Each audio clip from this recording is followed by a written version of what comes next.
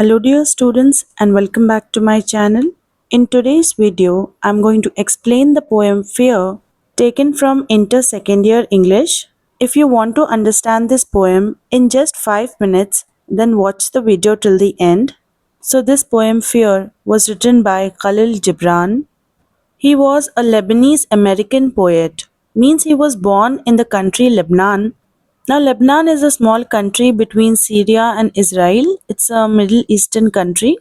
So, he was born in Lebanon, but later on, his family shifted to America, and that's why he is known as Lebanese American poet.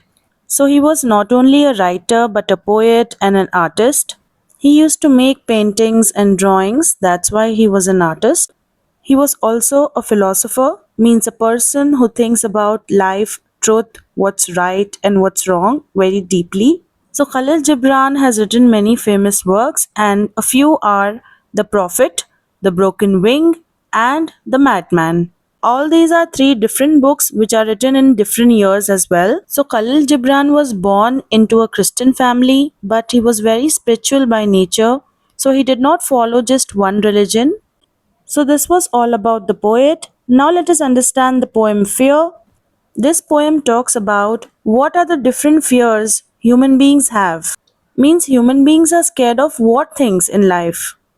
Like they have the fear of losing their name or identity, fear of death, fear of change, fear of problems, fear that everyone will forget them into this universe, that is fear of being forgotten, and many more fears.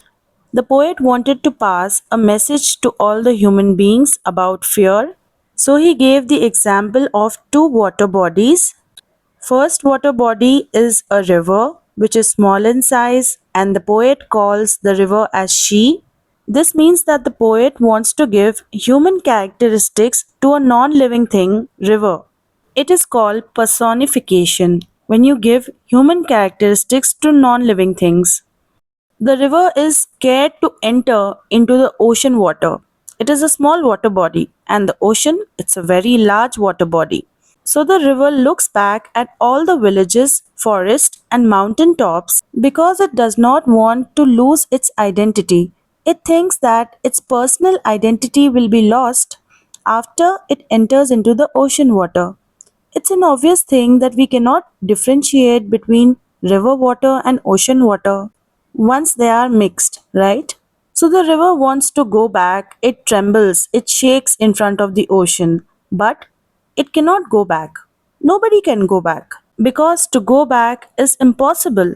So the river takes the risk of entering into the ocean water. The river must not think that its personal identity will be lost, but it must think that it is getting such a big opportunity to become a part of such a vast, large ocean. And it's not about losing your identity, but becoming the ocean, the bigger water body. So, because the river has taken the risk, that's why fear has disappeared.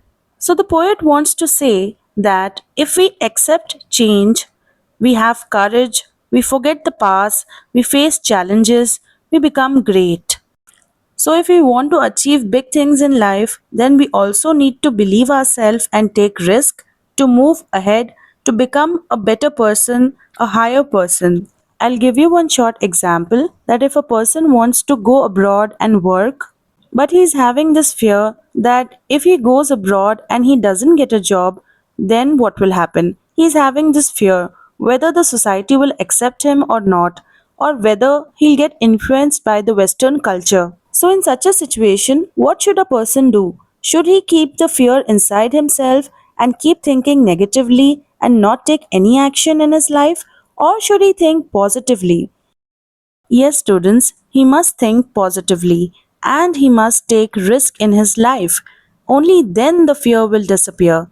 He must believe himself that he can do things. Then he'll become a bigger person. So the message of the poem is that we must take risk in life to end the fear. I hope you understood the complete poem in just 5 minutes.